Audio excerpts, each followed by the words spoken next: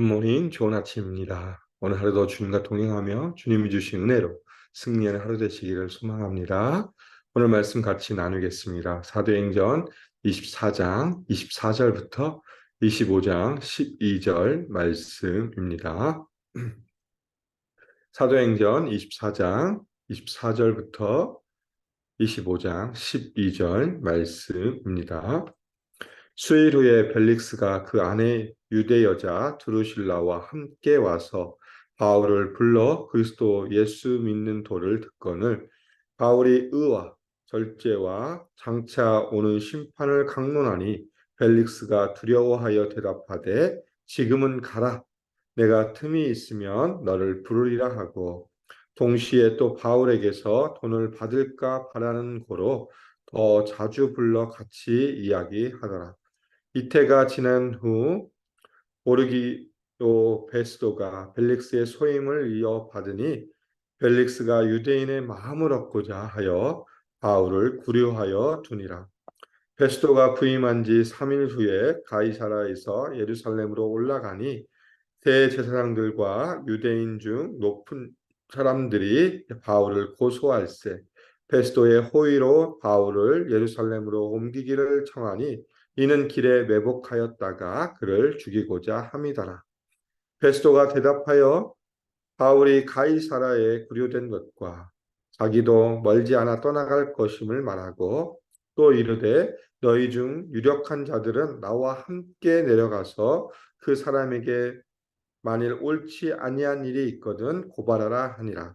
베스도가 그들 가운데서 8일 혹은 10일을 지낸 후 가이사라로 내려가서 이튿날 재판 자리에 앉고 바울을 데려오라 명하니 그가 나오매 예루살렘에서 내려온 유대인들이 둘러서서 여러 가지 중대한 사건으로 고발하되 능히 증거를 대지 못한지라. 바울이 변명하여 이르되 유대인의 율법이나 성전이나 가이사에게나 내가 도무지 죄를 범하지 아니하였노라 하니 베스도가 유대인의 마음을 얻고자 하여 바울더러 묻되 내가 예루살렘에 올라가서 이 사건에 대하여 내 앞에서 신문을 받으려느냐. 바울이 이르되 내가 가이사의 재판 자리에 앞에 섰으니 마땅히 거기서 신문을 받을 것이라. 당신도 잘 아시는 바와 같이 내가 유대인들에게 불의를 행한 일이 없나이다.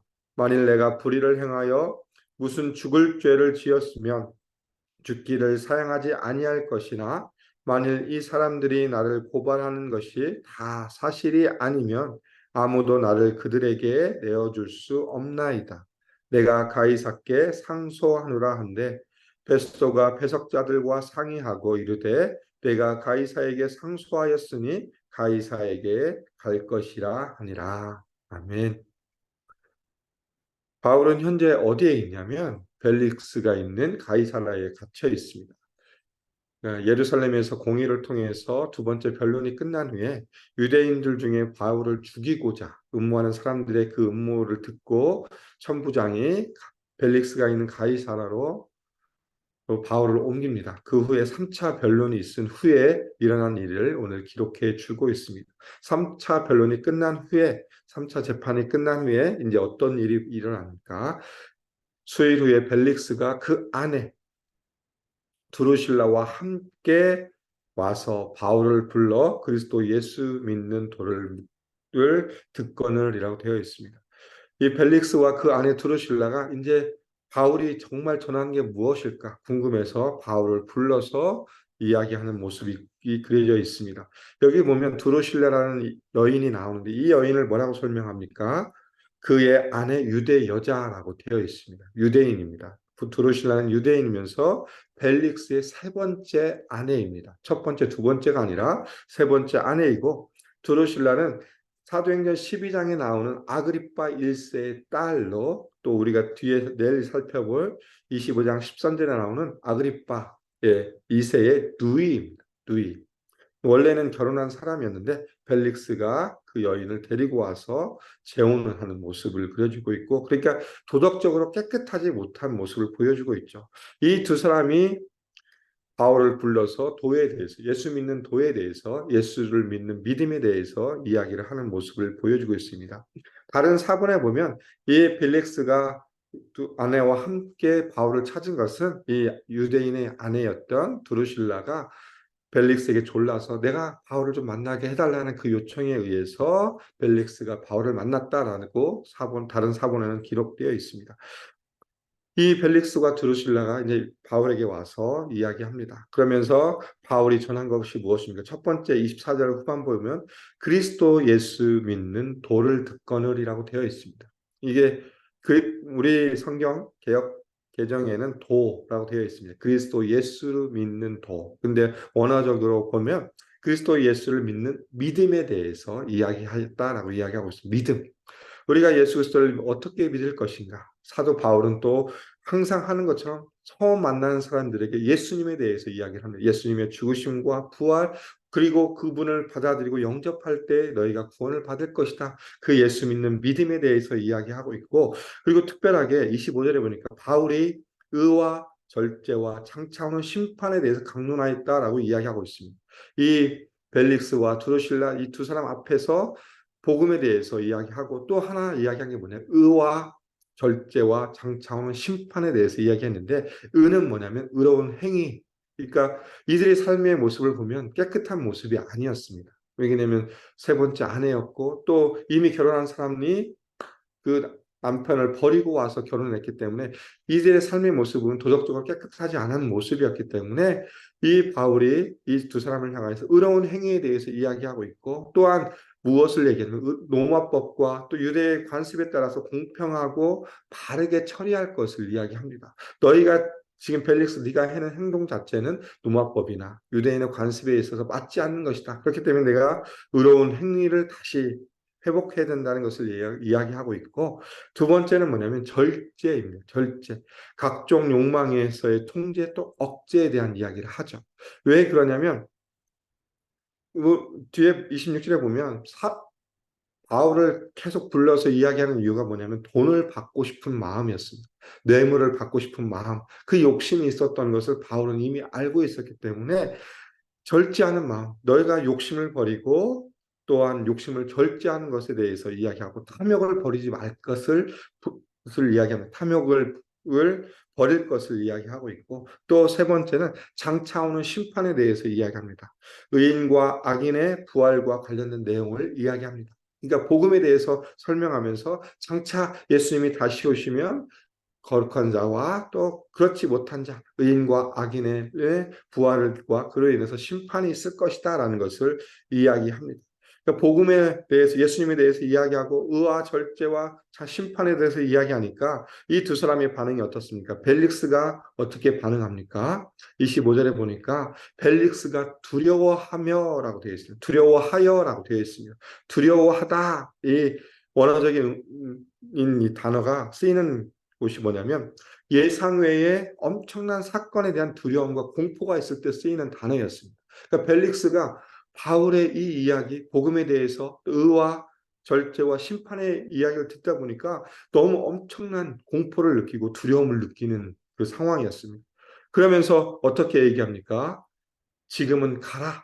내가 틈이 있으면 너를 부르리라. 이게 두려운 마음에 그 마음으로만 끝나고 있는 모습을 보여주고 있죠. 그 앞에 더 나아가서 그가 잘못을 고백하고 회개하고 예수를 영접했으면 놀라운 일이 있었을 터인데, 벨릭스는 두려운 마음에서 그치고 그냥 바울을 보내고 다음에 와. 내가 더 이상 못 듣겠어. 틈이 있으면 다시 부를게 하면서 바울을 보내는 모습을 보여주고 있죠. 그러면서 26절에 다시 또 계속 바울과 대화하는 모습을 이야기합니다. 불러서 대화하는데 그 이유는 뭐냐면 두려움으로 끝나고 여전히 그의 마음 가운데는 욕심이 있습니다. 탐욕. 왜냐하면 돈을 받는 것은 그 당시 로마법으로 있어서는 금지된 거였습니다. 특히 지도자들, 통독들, 다스리는 사람들에게서 로마에서 내려온 법이 뭐냐면 절대 뇌물을 받지 말라라고 이야기했고, 뇌물을 받는 것이 들키면 사형에 처할 것이다라는 그 법이 선포되었지만 벨릭스는 바울을 향하여서 돈을 받으려고 하는 모습을 보여주고 있죠. 그러면서 이제 어떤 모습이 대조됩니까? 바울과 벨릭스의 모습을 대조하면 좀 주객이 전도된 느낌입니다. 바울은 죄인이었고 벨릭스는 재판장이었는데 오히려 바울은 복음 앞에 서서 담대하게 전하고 당당한 모습을 보여주고 있고 또 벨릭스는 어떤 모습입니까? 복음 앞에서 당당하지 못하고 두려워하는 모습. 그러나 그 두려운 모습을 끝나는 모습을 통해서 주객이 전도된 모습을 보여주고 있습니다. 그러니까 복음 앞에서 사람의 모습이 어떤 모습인가를 다 분명히 보여주죠. 그러니까 아무리 지위 고하가 높고 돈이 많고 또 좋은 것을 가지고 있지만 복음 앞에서 오히려 믿는 자는 당당하지만 믿지 않는 자는 당당하지 못하고 두려움을 보여주는 모습.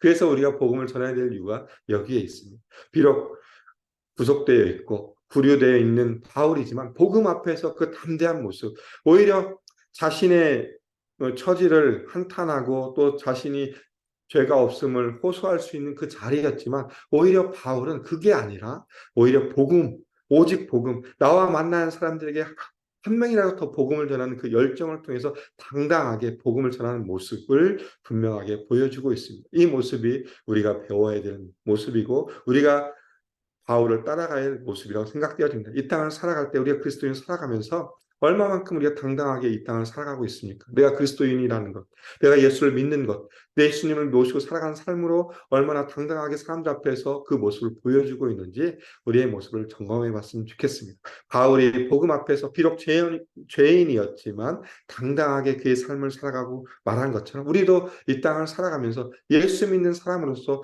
당당하게 예수를 전하고 또한 그들에게 필요한 말씀, 의와 절제와 심판에 대해서 얘기할 수 있는 그 능력이 우리에게 있음을 다시 한번 생각했고 그것을 통해서 복음을 담대하게 전하는 삶이 되기를 소망하며 축복합니다.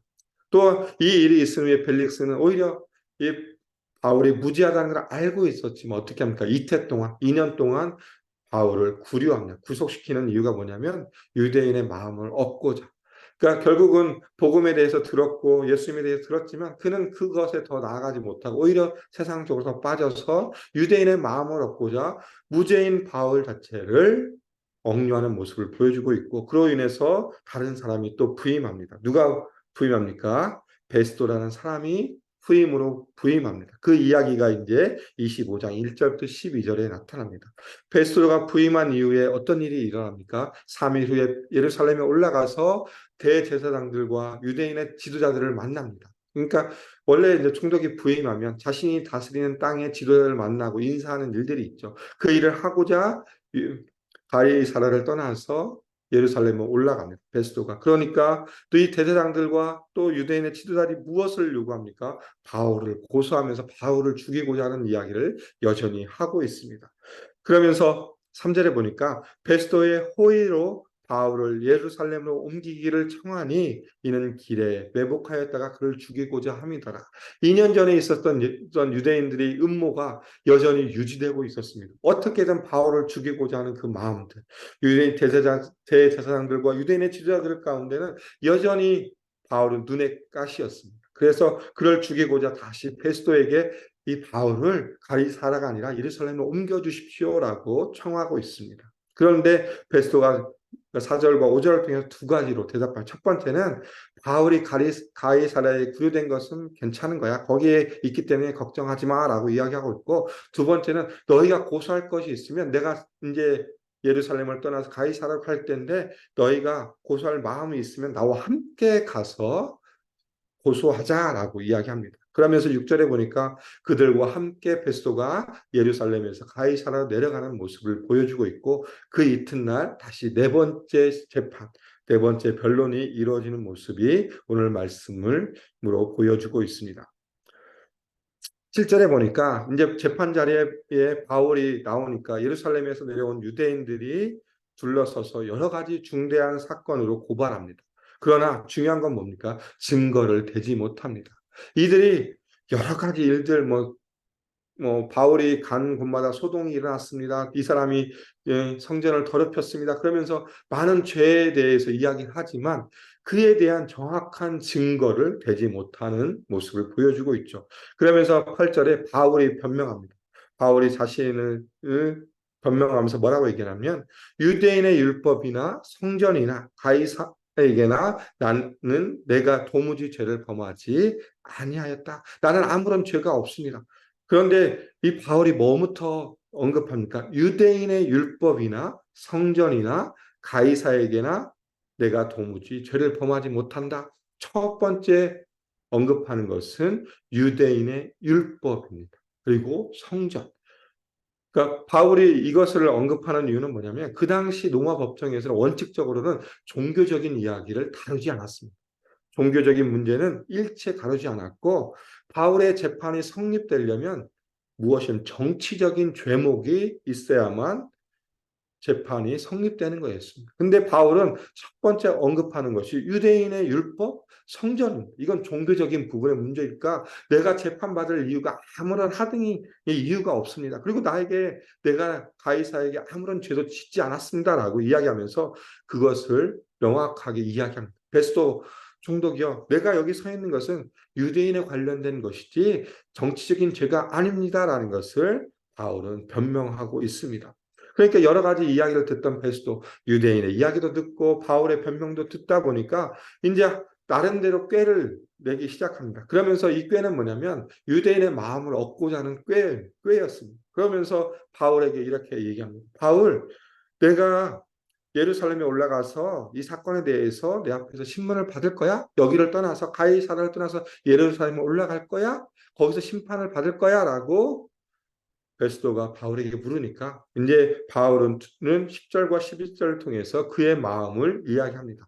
10절에 보니까 바울이 이르되 내가 가이사의 재판 자리 앞에 섰으니 가이사의 재판 자리에 앞에 섰다는 겁니다. 내가 로마의 법정 안에 섰기 때문에 더 이상 내가 유대인에게 불의를 행한 적이 없습니다라고 이야기하고 있고 11절에 보니까 만일 내가 불의를 행하여 무슨 죄를 지었으면 죽기를 사양하지 아니할 것이나 만일 이 사람들이 나를 고발하는 것이 다 사실이 아니면 아무도 나를 그들에게 내어줄 수 없나이다. 그러면서 마지막 뭐라고 합니까? 내가 가이사께 상소하노라라고 이야기하고 있습니다.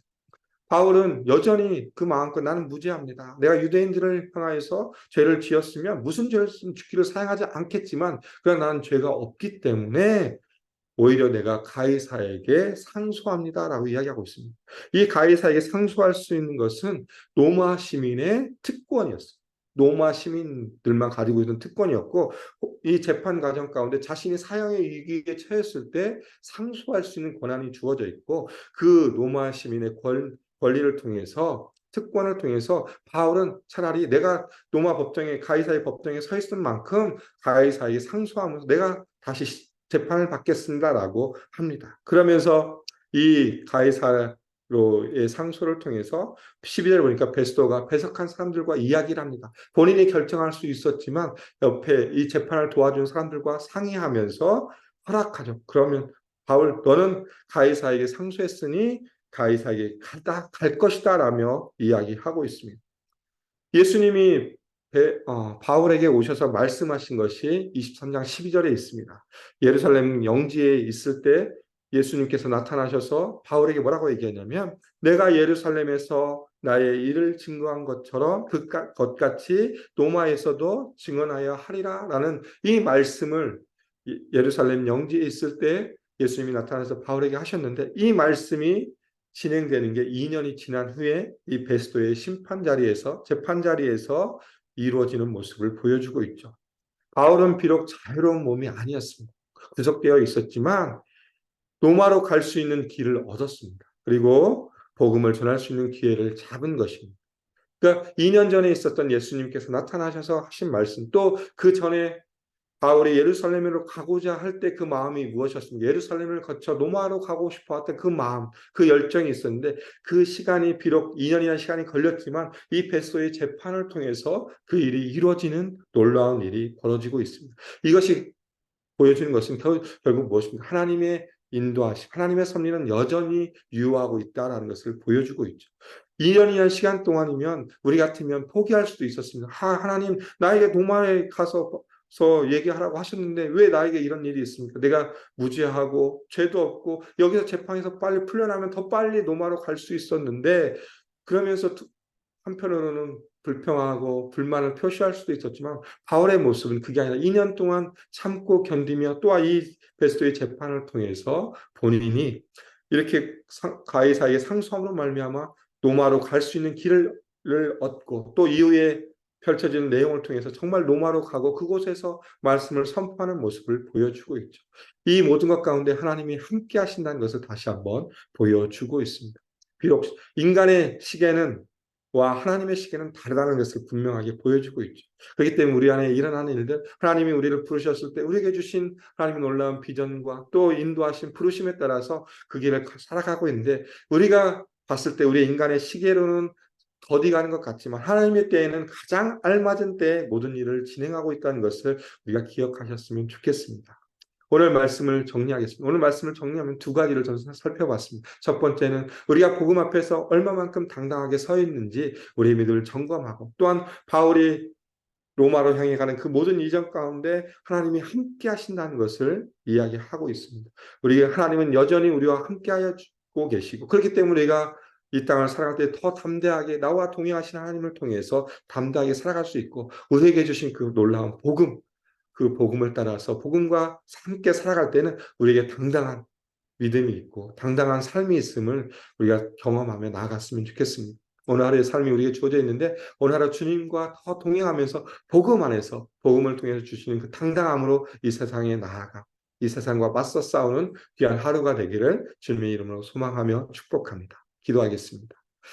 하나님 감사합니다. 우리에게 또 오는 그 말씀을 통해서 바울이 복음 앞에서 당당하게 비록 죄인의 신분이었지만 오히려 벨릭스를 압도하는 그 모습을 살펴보았습니다. 하나님, 우리의 삶도 주님 앞에 서서 온전히 복음 앞에서 당당하게 살아가게 해주시고 이 세상을 살아갈 때 하나님 우리가 복음으로 인하여서 우리 주신 놀라운 능력을 펼치며 살아가는 삶이 되게 해주시고 또한 바울을 향하여서 로마로 갈 수 있는 그 모든 길을 열어주신 하나님의 놀라운 인도하심과 은혜를 다시 한번 기억하면서 또한 우리와 함께 하신 하나님, 여전히 우리의 삶을 주관하시는 분이 하나님이심을 고백하며 그 믿음 가운데 살아갈 수 있도록 오늘 하루도 붙들어 주시며 인도하여 주시옵소서. 오늘 하루의 삶을 통하여 주님과 동행함으로 복음 앞에 당당히 살아감으로 말미암아 하나님이 함께 하심을 경험하는 귀한 하루가 될 수 있도록 인도하여 주시옵소서. 주님 감사합니다. 예수님 이름으로 기도드립니다. 아멘. 이 시간 우리 합심으로 같이 기도하겠습니다. 오늘 말씀을 기억하시면서 우리의 믿음을 하나님 앞에 고백하며 나아갔으면 좋겠고요.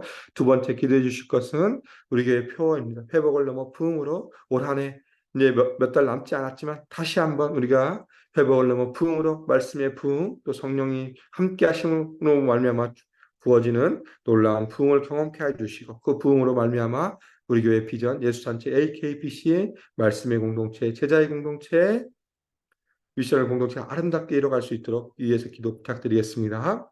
세 번째 기도해 주실 것은 자녀를 위해서 기도 부탁드리겠습니다. 지난주에 초중고 아이들이 개학했고 오늘부터 시작해서 대학들이 개학합니다. 주님 우리 아이들 가운데 함께 해주시고 그의 삶 가운데 늘 함께 해달라고 기도 부탁드리고 또한 슬픔을 당한 우리 유은서 목사님 가정 또 김혜연 집사님 가정을 위해 기도해 주시고 또 결혼한 가정 장민수 김석영 자매, 형제 자매의 가정을 위해 기도해 주시고 또한 타주로 이주하시는 우리 최은준, 임정민 가정을 위해서 기도 부탁드리겠습니다. 마지막으로 태국에서 선교하고 애쓰고 계시는 우리 박재구 선교사님, 정수진 선교사님을 기도해 주시고 목장에서 후원한 선교사님을 위해서 기도 부탁드리겠습니다. 주일을 위한 기도, 주변인 성도님들의 이름을 불러가시면서 합심으로 함께 같이 기도하고 일상의 삶으로 나아가겠습니다. 함께 기도하겠습니다.